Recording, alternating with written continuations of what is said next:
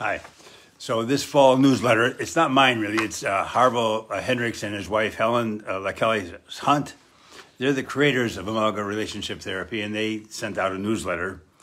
And their goal is to shift what tends to be a me generation to a relational culture that collaborates and cooperates, a we generation. So a shift from a me generation to a we generation.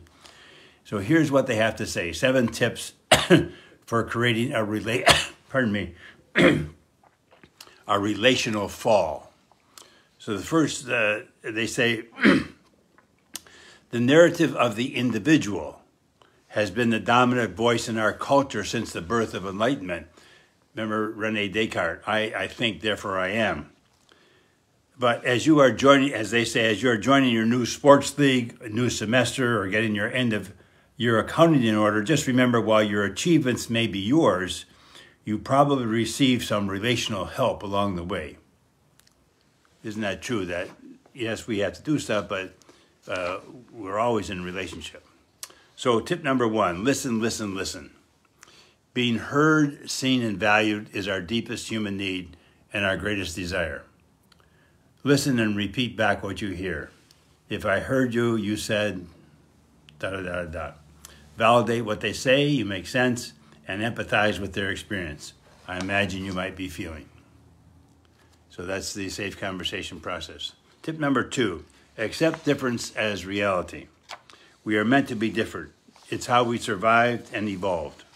Embrace different thoughts, feelings, and perceptions as an opportunity to learn something new. Tip number 3, say bye-bye to negativity. Understand and teach how all forms of being negative, blame, shame, criticism, are emotional abuse. Period. It's never okay. Instead, teach how to contain negativity and use I language when feeling frustrated.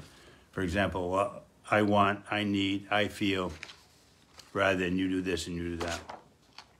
Tip number 4, fish for the wish under the frustration. Fish for the wish under the frustration. Zero negativity also suggests a different way to handle problems and conflict.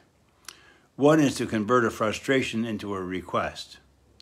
After all, a frustration is just a desire in disguise. Rather than you are constantly late, try, I really wish for the next meeting you would arrive 10 minutes early. That'll make me feel less anxious. Could you do that for me? Communicate your wishes rather than your frustrations. Tip number 5, affirm the other. Affirmation is the polar opposite of negativity. When you affirm someone, you are recognizing their intrinsic value because they exist. It's the unconditional acceptance of the other as they are. You're wonderful, you have a big heart, your viewpoint is always interesting, you have such a unique perspective. It goes right to the core of being seen, heard, and valued. Tip number 6, hello, curiosity. Welcome the unfamiliar with curiosity rather than judgment. Living this reality gives birth to a new, expanded culture that promotes collaboration, co-creation, and cooperation. When we're curious, we learn new things about others, their desires, fears, and struggles. We'll hear secrets, wishes, and regrets, and we might even discover common ground. And the last tip, thank conflict. Conflict in relationships is supposed to happen. This is as nature intended it. Everything in nature is in conflict. Conflict means something is trying to emerge, an opportunity to birth something new.